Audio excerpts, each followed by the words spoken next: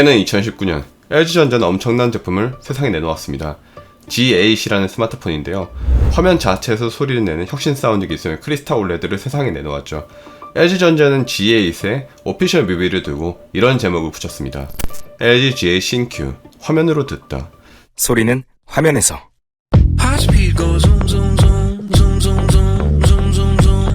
스마트폰에서 가장 많은 부분을 차지하는 곳은 화면입니다. 이 넓은 화면을 디스플레이용으로만 쓰기에는 너무 아깝죠. 여기에 온갖 기능들을 넣음으로써 디자인과 기능성을 극대화할 수 있습니다. 실제로 삼성전자는 갤럭시 폴드 3에서 언더 디스플레이 카메라를 적용함으로써 디스플레이 전체를 화면으로 이용하다가 카메라를 쓸 때만 카메라 렌즈가 나타나는 기술을 보인 바가 있죠. 그리고 화면 전체에서 소리가 나온다면 엄청난 몰입감이 느껴질 겁니다. 우주에서는요, 아무리 소리를 질러도 잘 들리지가 않습니다. 소리는 공기 중의 진동에 의해서 전달이 되는데 우주에서는 공기가 희박하기 때문이죠. 소리의 정보를 담은 전기 신호가 스피커 내부 도선에 흐르면 자력이 발생하는데 이 자력은 내부 자석과의 반응을 통해서 진동판을 움직이게 합니다. 그리고 이 진동판이 공기를 진동시켜 우리는 소리를 듣게 됩니다. 즉, 소리를 내려면 진동이 필요합니다. 그런데 LG의 연구원들은 올레드 패널 전체를 진동판으로 생각하고 개발을 했죠. 올레드 뒤에 익사이터를 붙였습니다. 이 익사이터는 전기 신호를 진동으로 바꿔서 올레드 패널에 전달하고 올레드 패널이 진동판의 역할을 하며 소리를 만들어냅니다. 그러나 LG의 G8은 시장에서 큰 영향을 주지는 못했습니다. IT 유튜버 언더케이지님은 G8 신규를 두고 아무리 상무님 아이디어라도 이거는 아니에요, 이렇게 평가했죠. 아직은 불완전하다는 뜻이죠. 소리가 디스플레이 중앙에서 나서 굉장히 어색하고 전달력도 떨어진다는 평가를 받았습니다. 그러나 저는 LG가 미약하나마 이런 시도들을 하는 것은 굉장히 의미가 있다고 생각했습니다.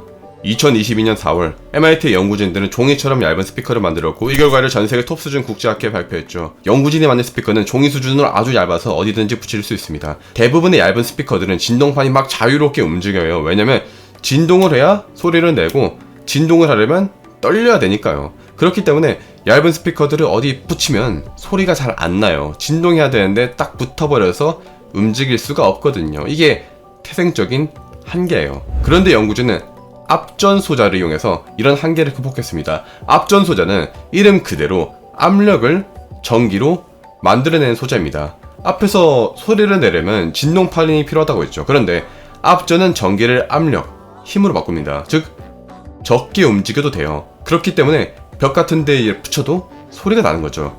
종이처럼 얇고 또 어디 붙여도 소리가 난다는 것, 이게 바로 혁신인 연구입니다. 그러면 잠깐 이 스피커의 소리 한번 들어보실까요?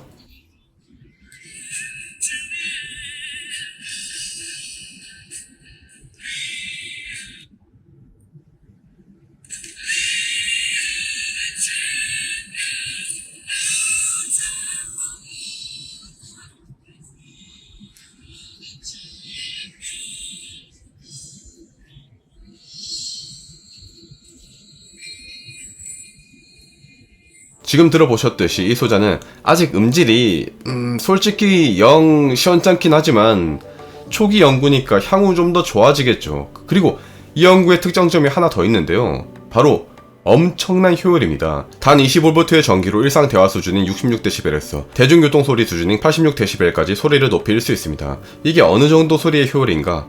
연구진에 따르면 통상적인 홈 스피커들의 10분의 1 수준에 불과하답니다. 조금 더 디테일하게 말씀드리면 이게 연구진이 만든 종이형 스피커의 모습입니다. 자세히 보시면 필름들 사이에 작은 압전 소자 돔들이 있습니다. 얘네들의 높이는 머리카락의 6분의 1 수준이고 진동할 때도 단 0.5 마이크로미터 밖에 움직일 뿐입니다. 이런 애들이 독립적으로 진동합니다. 전체가 진동하지 않고 개별적으로 하나하나 움직이면서 진동을 하죠. 수명이 좋고 수천 개 이상의 돔이 진동하여 소리를 만들어내기 때문에 효율이 좋다는 것도 있지만 이것의 특장점은 대량 생산에 굉장히 용이하다는 점입니다. 포토 공정, 시각 공정이라고 혹시 들어보셨나요?